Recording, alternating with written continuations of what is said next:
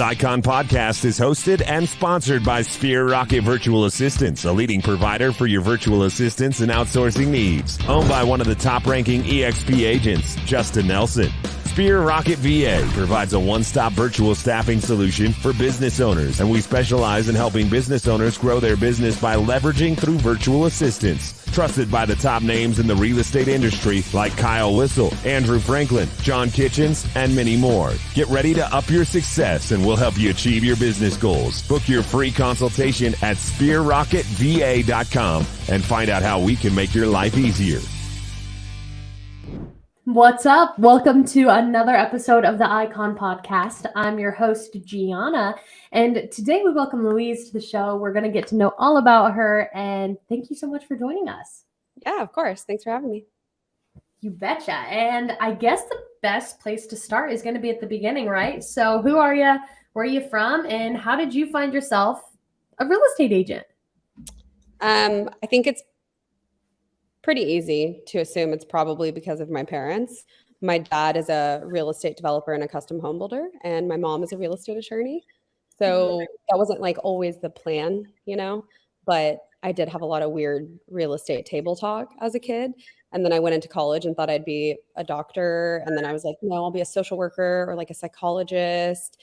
And then went into corporate sales and I was doing corporate sales for years, like IT, marketing, all kinds of stuff, and kind of like honed in on that being something that I was probably always meant to do, not necessarily in that way. And then roundabout made my way into real estate because I just had all of this passive knowledge tinkering around. Yeah. Okay. So you had like a good little basis and kind of understood the lingo already. And you were like, I'm just going to take this route, which is great. But did you start at EXP or what brokerage did you start at? And how did you come across EXP? I started so I have two licenses. My primary license where I was born and raised is Austin Texas. And I got my license in Austin and joined a boutique brokerage by a guy that I went to high school with. He owned it and co-owned it with a guy out of Dallas. And they were really awesome. Worked for them for a few years. And then my husband's in the military in Northern California. And so we live in two places. I do business in two states. And so I got a secondary license in California and ended up joining Better Homes and Gardens out here just because I met a gal that I really liked out here. I'm currently sitting in California. I go back and forth. Realized I had two caps. And that was really stupid. And so I had a friend that brought up that she was moving over to EXP. And then I found out that I would have like an overarching national cap. And I was like, this is the biggest no-brainer on planet Earth. Absolutely. No, that's awesome. And that is a really cool thing. I've not gotten to meet anybody yet. So you're the first that gets to practice in two states. And it's a possibility. And, that's always a strong point that the icons make, when you want to come over to EXP, it's one of the options. So it's cool to see somebody actually practicing that. Louise, what makes you say, I'm never leaving EXP? We've got like rev share, stock options, collaboration, but what makes, what sets your boots in the cement? What makes you want to stay? I can't say that there's like anything that is like as simply put as the fact that I get a national cap. That really does cement it for me. I know that there are a lot of companies that are national brands, right? Like you have Compass, KW, things like that. But the primary is that there is a national cap. And the secondary is if you look at all the companies that have the national caps, the way that their systems are structured, I just don't really like. I don't have the personality type. Like I used to be in corporate America and I don't really desire to do that anymore. And EXP doesn't have a weekly fill out for like what your goals are, that's required of you. It doesn't have like a team meeting that you absolutely have to attend. Obviously, there are like recordings of things that maybe are pertinent to you being able to do your job, like legal changes that you should later attend. But there's no forced hard requirements and expectations almost that are forced upon me at either level, if that makes sense. No, absolutely. That's the nice thing about not only the industry, but this brokerage alone is the freedom and the flexibility and the scalability to make it what you want. Yeah. Cloud brokerage. You can do, you're in the cloud. Yeah, exactly. And, Louise, as busy as you are and as many states as you're in, and you're a mama and a wife and so much more. So how do you take care of yourself, right? How do you make sure that you're not on full-blown burnout mode all the time? Didn't until recently. I would say I was on like the path for burnout, definitely. I hired a personal assistant who took a lot of things off my plate, like cooking and laundry and stuff like that, because we are Wow, okay. I'm working parents with two very young children. I have a 1 and a 2-year-old, and he's in the military. He's gone 50 to 60% of the year. So, Mhm. so it's just a necessity. I also hired a VA who takes a lot of things off my plate. And Yeah. then now I'm onboarding team members in both states to be able to passively, I need to be able to offload some business onto people. Of course. And a Other, rising tide raises all boats, so that doesn't hurt you, right? It doesn't take yeah. lunch off of your plate. It just it helps. Yeah, but I definitely was not taking care of myself a couple years ago. I think in order for people to produce X amount of business, it's kind of like a snowball effect. Mhm. You start out doing this much, and then if you do a good enough job, they refer you to whatever, your sphere of influence grows, and you become more and more competent and a better and better weapon. And then you get more and more business as a result of that. And Right. it is very easy to all of a sudden look up and be like, I haven't done anything, especially if you're a parent. I think I haven't done anything for myself in this many months. Wow. But Yeah, no, you're right. And they say it takes like 2 to 3 years to officially recover from burnout mode. Just to salvage yourself and to get away from like it is a traumatic experience for your body. And so to heal from that, it does take a while. It's kind of crazy to think about. yeah, So, to avoid that or to pull yourself out of it as soon as possible so that you can work towards that healing process, that's important. And like you said, you're leveraging the people around you. You hired a personal assistant, you hired a VA, things that were taking time away from stuff that you do a little more efficiently. That's fine. definitely. You have to spend money to make money, and it's just facts. Sorry. But I think a lot of people probably have to get to maybe like almost teetering on burnout to be able to have the money to throw towards some things sometimes. Right. Right. For sure. Absolutely. Or like, obviously, if you're a new real estate agent and you're selling 3 houses a year, we're not gonna advise you to hire somebody for $48,000 to $60,000 a year. But that beyond the fact, if you're capable of doing so, ask for the help and reach out and lean to those around you because it's okay to do so and it's okay to say no. And it pays off. It really does. For sure. Awesome. So, let's talk about the Icon Award, but how you see it through your eyes. And this is kind of a 3-part question. So I guess the first one's going to be pretty unique, actually, because I like to get a sense of the market. But you are in 2 different markets. So to Icon, do you have to Icon separately from Texas and California? Or like how many houses do you have to sell between both states to hit Icon? So it's actually an overarching one, just like the cap. So I just iconed in general. So I cap out in general, and then I just keep going until I hit that icon amount. And they're taking each one as I close in each state. Okay. Yeah, no, that's really cool. And that's good information to know because I just genuinely, I didn't even think of that question until it was on the tip of my tongue. So I'm glad I asked it. That's really cool. Yeah. And more markets to play with. So that's awesome. It would be really hard. I'm sure there's a human being out there who has 2 licenses that could do it. But like me personally, 90% of my business is in Austin and the surrounding area and in Texas, just in general, and 10% is California. So my God, I mean, if I had to do Icon in 2 states, oh boy, that'd be hard. It would be tough, but it would be we'd probably need another assistant or 2, but that's okay. No, that would be incredible. But then my next aspect of it is, how do you give back to EXP world, right?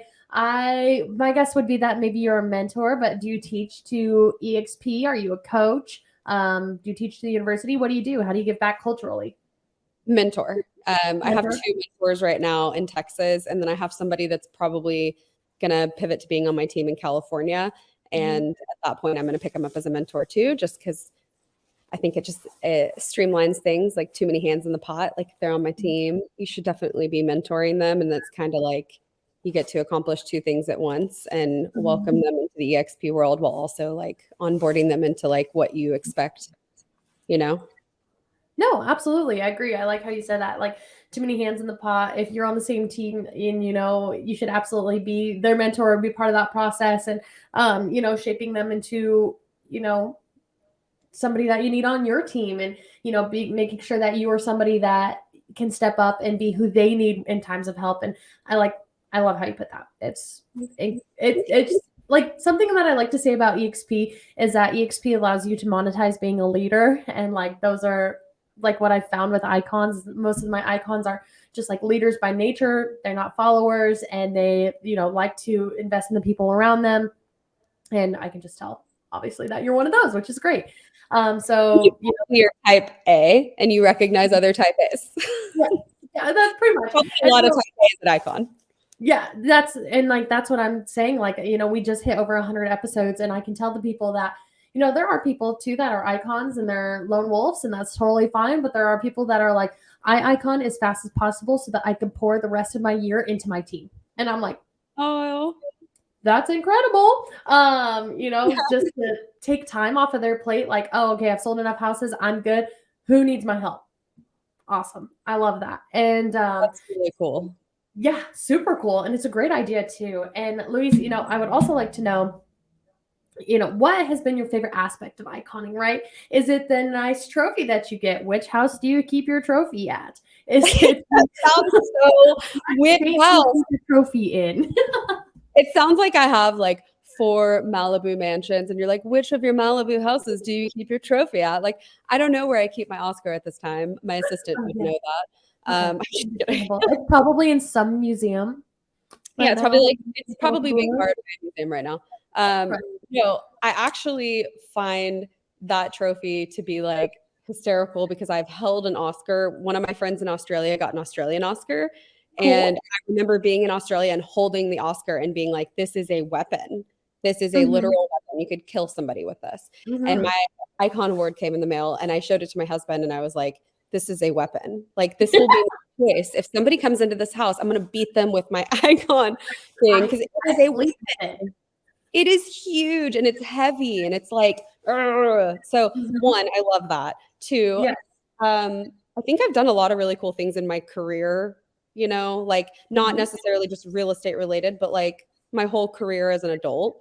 But I don't really have any like accolades to speak of, like either there are local MLS awards or like state awards or all of these different things that technically my boutique brokerage probably should have applied me for them back in the day or something, like when I was like an accelerating agent at whatever rate.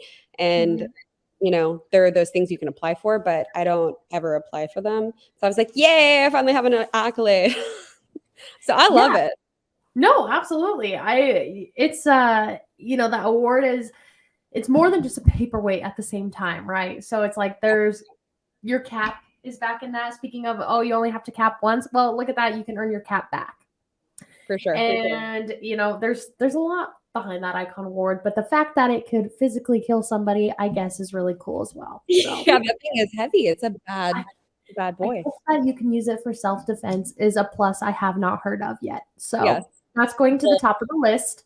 And if icon agents don't tell me that that's their favorite part of the award, I am going to just have to accuse them of being bold-faced liars. Okay. And my next question, is let's talk to the rookies that may be listening right now, and they see EXP, all the great things about it, but they see this big shiny icon award. They're like super excited, right? Like, oh my God, I can get my cap back. Oh my God, stock. Oh my God, EXP, little ping pong balls. So, is that something they should even strive for in their first year? Should they focus in on something else? And is there a place, or a situation in which you failed when you were reaching for the icon award that they can possibly avoid? Loaded question. I'm still thinking of your second one question, because I'm like, I remember last year I got icon. The year before last, I was like so close to icon. I was super annoyed that I didn't get it, but there wasn't really anything that I could have like. Actually, that's not true. Had I been willing or cognizant, because I do think VAs are a large portion of the equation. Like once you get going and you're doing X amount of business, like I probably did 4 years without a transactional coordinator, a transaction coordinator. While I think that is extremely valuable, and I personally have been telling the people on my team, like I do think that like even if you choose yourself to hire a TC, you should be doing like a replica of the thing that they are doing that you asked for. Like if you ask them for an amendment for X, Y, and Z, after they go and send that amendment out, you should be going within your back of house files, pulling that up and doing it yourself, because like you need to be like, you almost need to sit down with all of the transactions and all of the forms and like write them out by hand when you're a new agent, so that you can just like digest what you're looking at and be just very powerful with the information you do and don't have about the transactions and amendments and stuff, right?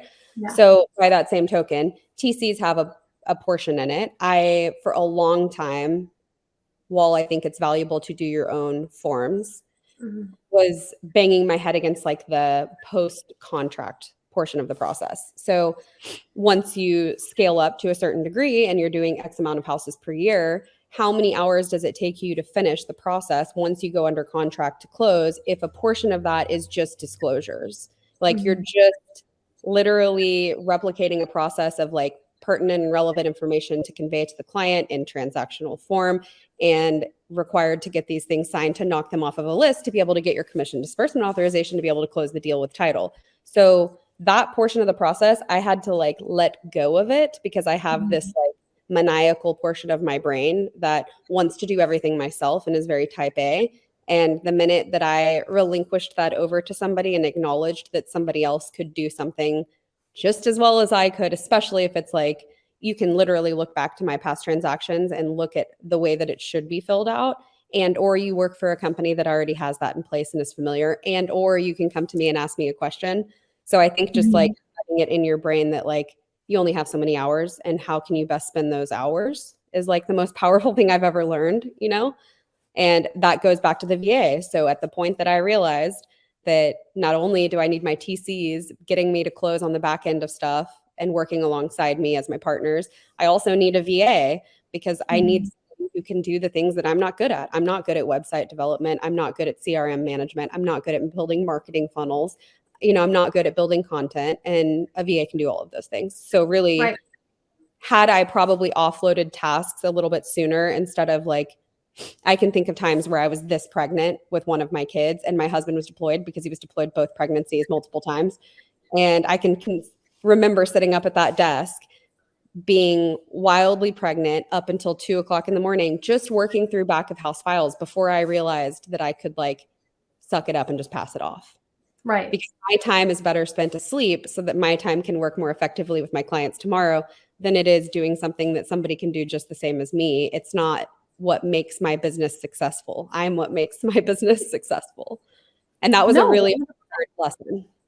Yeah, to be able to suck it up and pass that off, it does, you know, it takes a toll on you. And it's like, at the same time, like in some ways it's almost a hit to your pride, but in others, you know, it's going to help you grow so much. And to learn, like all you have to do with these VAs is just be a better leader. Train them. They're not, you know, they're not dogs. You can't teach them tricks. They're humans. You got to train them, and you can train them and work with them and create a culture of your own to be exactly what you need. It's to build your own, for sure, which is incredible. You asked 2 questions. That was the second. What was the first? I asked, you know, like iconing within their first year, is it attainable? What are some mistakes that you made? Okay, so is it attainable? I don't think so. I mean, my God, if I had somebody on my team, like honestly, if somebody on my team came to me and said, like, Louise, I'm gonna hit icon this year, I'd be like, girl, boy, whoever it is, I love your tenacity. I love where your head's at. I love this for you. I love the goal. But like, I mean, what? That's a lot of houses. Like, do you have like 17 $5 million purchasers lined up that I'm unaware of? Like, it's just, that's a very large goal for year one, in my honest, like, just blunt opinion. Right. Do you have the bandwidth? Do you have everything that would go into that? Absolutely. Well, I mean, like, even if they had the bandwidth, do you have the wheels in motion? You know, like, you have that many people, that many transactions lined up that just happen to know you and want to buy in that period or in your sphere of influence, that trust that you're new to the business and will take the chance on you, that you can get to the finish line. Like, I'm as a team leader, like, obviously willing to help them get there once they get there, or hold their hand through the whole process. But like, that's a large goal for year one, I think. No, absolutely. I agree. You know, and you don't want to set your standards too high for your first year when you're already taking on so much. It's an overwhelming process. Honestly, you probably haven't even written an offer yet because you're not taught that in real estate school, really. So there's a Yeah. lot going on, and you know, to be focusing on icon, you may have your heart in the right place, but you got to get your mind and everything else set to build a good support for you to, you know, kind of mindlessly hit icon later in your career. So I agree with that. You know, we love the ambition, but let's Yeah. talk to Love the ambition. Would love for you to hit icon. Will be blown away if you do it in year one. Would be like right. jumping the floor, literally. Will not doubt you in that aspect. We'll celebrate every bit of that with you if you would get there. But you know, let's keep it realistic. And I don't want you to be disappointed in yourself and give up and everything else that could come with that. So let's be real. And I love that. And for my final question, Louise, you know, were you ever skeptical of EXP, or were you like, this is the way or the highway, man? Like, I'm going EXP. I don't think I was ever like skeptical, but I wasn't ever like, I don't think I fully understood all the different facets that EXP has to offer until I'd already switched to EXP. Because I was very like, it was just kind of like a switch flipped. Like my friend brought up EXP, plus I was already contemplating the fact that I was just, you know, if I have a cap in California, I don't remember what it was anymore, but if I have a cap in California of $12,000 and a $16,000 cap in Texas, which I think that's what it was, that's $28,000 a year, and I can cap out at 16 with EXP. So to me, I was like, no brainer, let's go, like let's do this. And the fact that it was cloud was like a mega bonus for me because I didn't have, you know, multiple office expectations in multiple states and like all of these marks to hit that were unattainable for me. And so it was not really like any skepticism was required. I was like, that's just the obvious answer, you know? Absolutely. No. And like, I guess, you know, for you, it was the obvious, you know, choice to move to EXP. You saw the numbers, you saw the cap, it made sense to you. But for somebody, you know, that's sitting on the ledge, they see the grass is greener on the EXP side, but they hear the negative things in the industry that's like, oh my gosh, they're a cult, they're a pyramid scheme, don't go over there. What would you have to say to somebody in that position? I mean, some of the best things are kind of culty. Like, okay, my husband and I both drive Teslas. I don't say that as like, oh, we both drive Teslas. Flex, right? Yeah, it's not like a flex. Like my husband always wanted a Tesla. I jokingly tell people, like, he's a pilot, my husband. He would leave me for Elon Musk. He has such a crush on him. Like, he doesn't like men, but he'd be like, oh, Elon, Louise, I got to go. Like, honestly, I have talked more about Elon Musk on my podcasts today than I have in my entire life. I don't know why he's so relevant today with you real estate agents, but he's been popular in today's episode. It's culty. Tesla people are culty. You're right. You know what? I told my husband after he got the Model 3, I was like, I will never drive a Tesla. I'm very like, my personality is all or nothing. I'm just like, I will or I won't. And I make these stupid claims that I'll never do something that I end up doing. Like, I'll never own a MacBook Pro, favorite computer on planet Earth. Because I just didn't like Macs. And I'll never own a Tesla. I don't want an electric vehicle. I don't know why my brain thought that. I now drive a Model Y. I will never drive another car but a Tesla. And we are a cult, but not because we think we're better, because we're like, they're amazing. They're amazing. So it's like some of the best things kind of end up being kind of culty because people like it. I mean, like, if you like something, you talk about it. And if you like something and you talk about it, then you probably want to tell people you come across to like do it with you. I mean, it just is what it is. But I mean, yeah, we definitely have a rep. Like EXP hard has a rep for being culty. Hey, that's okay. And ultimately, you just compared EXP to Tesla, you know, and it's doing well. So come be part of the cool kids, guys. Come over to EXP. Join the cult. We want to have you. You'll make money. It pays off. Yeah, for sure. It's not like a negative cult. You don't have to kill anybody.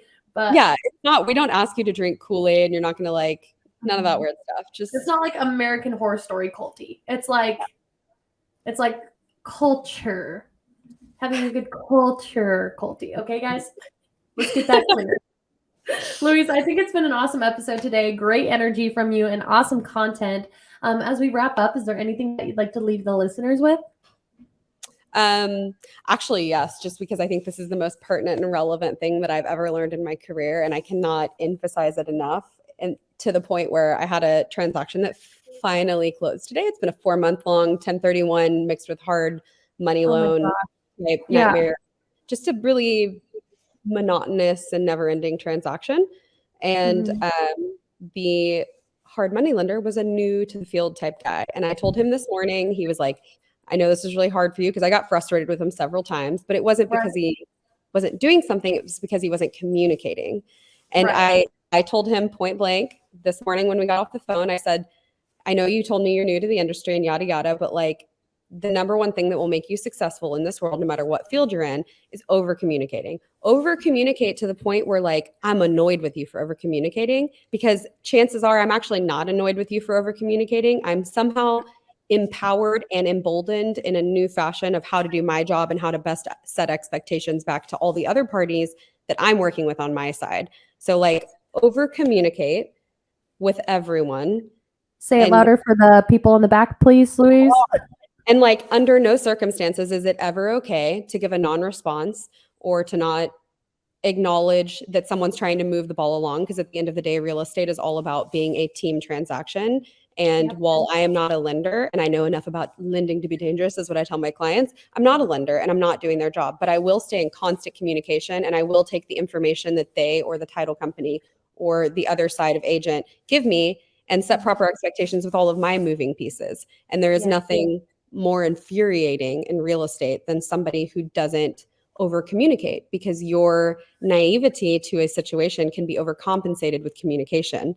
As you learn, you redo the communication. As it develops, you redo the communication. And it doesn't matter that you're new, because you're constantly over communicating and showing your value, you know? Absolutely. No, I love that. I do agree with over communication, because it's easier to be like, to look at your phone and be like, oh, he just told me he finished a simple step. Like, okay, Bob, like, good job. You know, like to kind of laugh and be like, okay, like it's moving along, because at least you know where you're at, compared to be like, oh my God, Bob, you haven't talked to me in 2 weeks. This is unacceptable. Where are you? Like being frustrated and causing tension in the transaction. So I totally agree with that. I think that is very sound advice. Thank you. You're welcome. Thank you for your time today, Louise. It's been an absolute pleasure. Are you going to be at Shareholders or EXP Con or both? Possibly EXP Con. Okay. I don't know. It really depends on my husband's deployment schedule. He's in and out, and children and work. You know how it goes. Sure. Yeah, no problem. Well, if you find yourself at either of those events, make sure, I'll probably reach out before then, but make sure to get a hold of me so that we can get in touch and hang out. Yeah, definitely. Looking forward to it. We'll talk to you soon. Bye.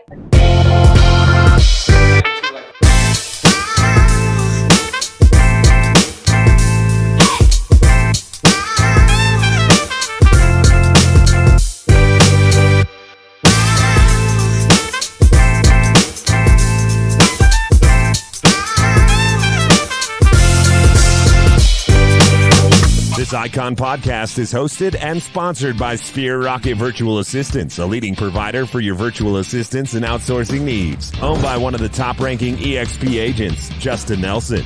Sphere Rocket VA provides a one-stop virtual staffing solution for business owners, and we specialize in helping business owners grow their business by leveraging through virtual assistants. Trusted by the top names in the real estate industry like Kyle Whistle, Andrew Franklin, John Kitchens, and many more. Get ready to up your success, and we'll help you achieve your business goals. Book your free consultation at sphererocketva.com and find out how we can make your life easier.